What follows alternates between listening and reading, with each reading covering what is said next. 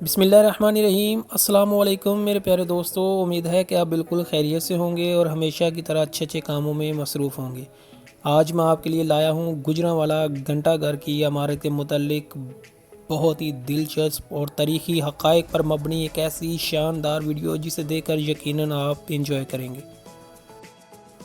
تو چلیں video start کرتے ہیں۔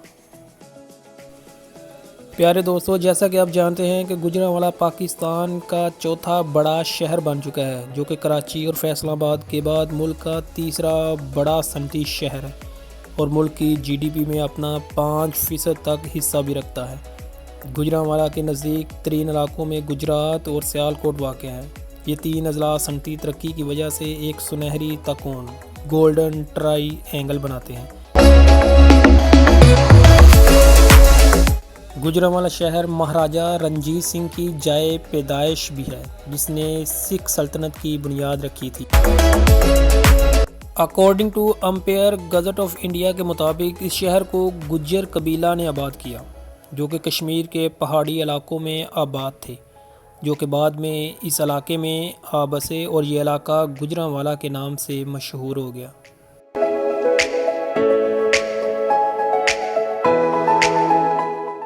گجرانوالہ تاریخی شہر ہونے کی وجہ سے اپنے اندر بہت ساری تاریخی خصوصیات رکھتا ہے۔ گجرانوالہ کی پہچان سمجھے جانے والے بہت سارے تاریخی مقامات آج بھی قائم و دائم ہیں، جن میں گھنٹہ گھر گجرانوالہ سر فہرست نظر آتا ہے۔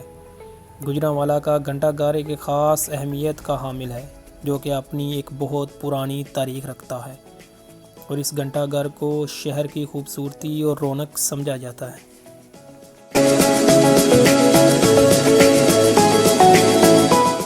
گھنٹہ گھر کی اس عمارت کو 1901 میں برطانوی حکومت کے دور میں گلاب سنگھ خالصہ کی طرف سے گجرانوالہ کے وسط میں بنایا گیا۔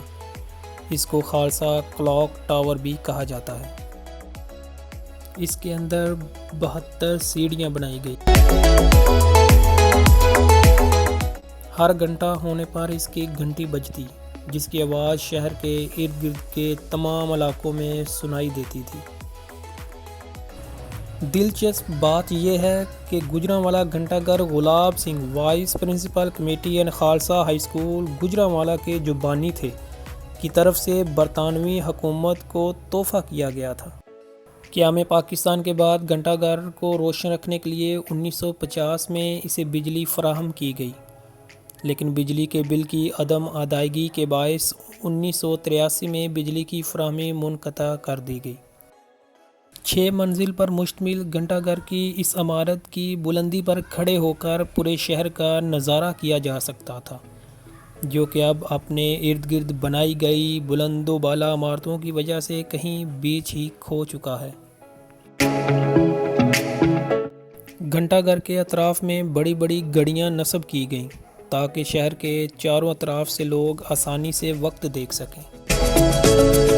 تاریخی اہمیت کا حامل گجرانوالہ کا یہ گھنٹہ گھر موجودہ دور میں ٹوٹ پھوٹ اور انتہائی خستہ حالی کا شکار ہو چکا ہے۔